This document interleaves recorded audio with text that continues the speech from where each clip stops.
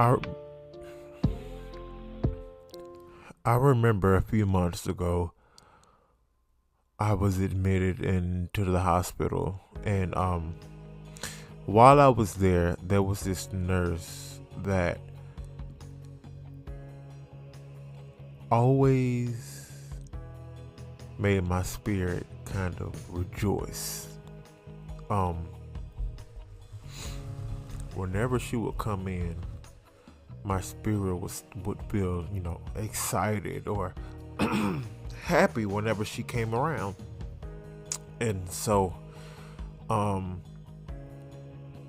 there was this moment where I was taking medication, and for a headache, but it wasn't really working while I was admitted in the hospital, that is. And the medicine wasn't working. The headache just would not go away, and in fact it felt like it was getting worse. So when she came into the room, I made this known to her. And I told her, I said, I really have a headache, and it gets worse, even especially when I lay down. And so she just reached her hand forward towards my head, as in as if to appear that she was checking the temperature or to see if my head was warm. But when she started to stretch her hand forward, I could tell that that's not what it was. I could immediately feel the atmosphere. I could immediately feel something change in the atmosphere, and I knew that she was praying, because it was a sense of peace. It was like the peace of God coming from her, but being released into the atmosphere. And so then it was like I knew that she was praying. She touched my head, and then still not communicating. Nothing was being said. She didn't make it known that she was praying. She just touched my head, and it seemed like she was checking the temperature of my head, but she was in fact praying. And she had traveled down to my foot, and immediately I heard, from the crown of your head to the soles of your feet. She didn't say this. I just heard it in the spirit. And so she touched my toes, and then she just gave me a soft, gentle look, and then she caressed my leg and said, "I just pray you feel better." And then she left the room. Now, when she came back later that day to give me some medications, because it was time for another dose of medication, I said, "I have a question." She said, "Mm-hmm." I said, "Earlier, when you came in the room, when you touched my head and my foot." She said, "Yeah." I said, "Were you praying for me?"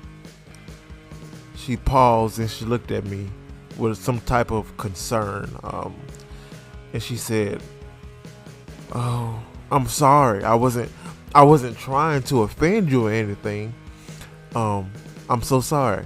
And I told her, I said, "I usually don't like people touching me, because when they touch me, I can feel everything attached to them, bad or good, and it's very uncomfortable. But when you did it, I felt nothing but peace." And I said, "My spirit agreed with yours." And we both rejoiced, and we started to fellowship. And a little bit, like a couple minutes later, she was like, "Hey, do you draw?" And I said, I said, "Yeah, I actually do." Because, a few weeks before that, I had bought a sketchbook, because I was going to start drawing. She was like, "Hey, do you draw?" I was like, "Yeah, I do, in fact." And she was like, "Okay." She said, "Do you write?" I said, "All the time. All the time." And she was like, "You should do little devotionals or little sketches for the young people." And it was like she was on track, because God had been ministering to me in that situation for a few years, honestly, to write a book or to start doing little devotionals here and there that'll help my fellow young people. And so, she left the room, blah, blah, blah, fast forward to a couple days ago. I had my friend Shaquanza Love of Angelic Faces. she was here, and we were supposed to be recording some content. We're supposed to be recording some content for something that I have coming out June 17th. And before she came, I had prayed to God. I said, God, I'm going to tell, I want to say yes, Lord God, but before I move on anything, I need to be sure that it's you telling me to do things, because if it's myself, I won't move. But God, you know that if you are the one speaking to me, I'm going to do it, no doubt. You know what I'm saying? So I was like, God, I need you to be clear. I need you to let me know if this is what you want me to do. So here we are. A couple nights ago, my friend Shaquanda, she comes, and we're recording the content and doing whatever we're doing. And halfway through, the camera stops. It goes dead, and all the good stuff that we recorded, it was fun, it was interesting, and everything that we had recorded was just gone because the camera went dead. And I was so upset. But see, that night she was pouring into my spirit. But I was upset that none of it was recorded. And I said, God, I thought you was with me in this. Why? I thought this was supposed to happen. He said it was. And it happened like it was supposed to. He said, you were acting like you couldn't hear my voice. You act like you couldn't hear me telling you what to do. And so I sent my daughter as a mouthpiece to give you the word. So in the middle of the content, in the middle of us recording,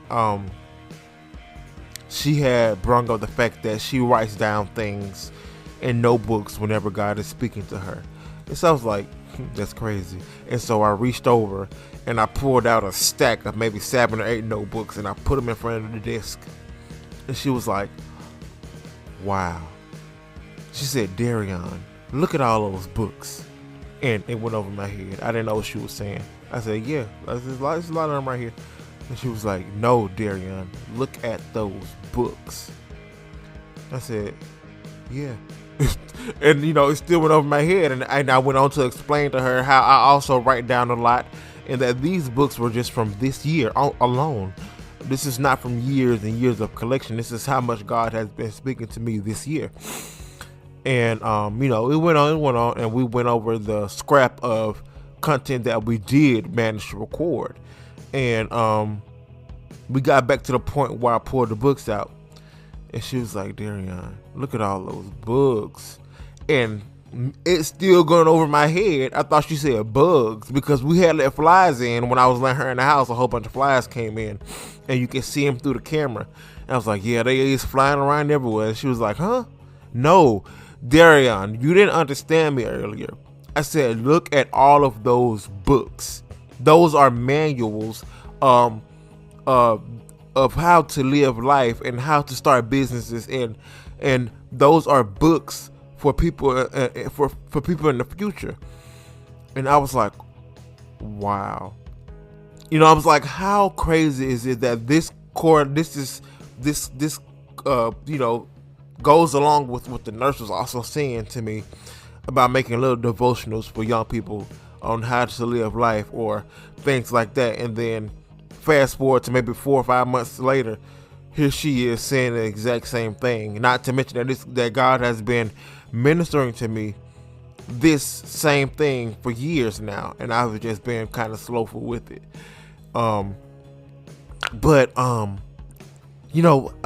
couple nights ago, I officially told God, to my calling and to doing what He has for me to do. And so, I was like, God, I just need you to make it clear, because I know that we can get in our own ways sometime, and then that's how we fall into vanity. So I said, God, just make it clear to me, because if you are not telling me to do this, I'm not going to do it. But if you don't make it clear, I'm still not going to do it. I was kind of being, but I said, God, if you don't make it clear, I'm still not going to do it. And He moved that night. When Shaquanda came, He moved everything that I had planned to do for this project that we were doing. He moved that out the way, and He sent her to give a word. And she just poured into my spirit that whole night. Nothing but confirmation, nothing but the word of God. And and it was truly amazing. I wish that we would have got it all recorded, but don't worry, we have another day scheduled that we're going to be recording, and you guys will see that. But June 17th, make sure you guys stay tuned. But yeah, I just wanted to make this, I don't even know what to call it. To be honest, I don't know what to call whatever I'm doing. I don't know what to call it. I'm just going with God and releasing how He says to release it. And if it helps even just one person, I'm totally fine with it. You know what I'm saying? It's what God has me doing, and so I'm gonna pursue it and listen and listen. So I'm just taking it step by step. I don't know what to call this. I don't know what title to give it. To be honest, I'm just following God. So you guys just watch the journey, I guess. I don't know. So yeah, that's all I had to say. Hello. It's me answering the call of God. And so I just appreciate you guys for tuning in, and there's more to come. It can be so easy getting lost in vanity. You've been called by God, but now you're seeking to please humanity. Which will you serve? Choose now, God or mammon. Which will you serve? Choose now, God or mammon. I'll tell you this, and I want you to listen. I'll tell you this in hopes of restoring your mission. Return your gift to God, leave it at the altar. Return your gift to God, get in your word, trust in the author.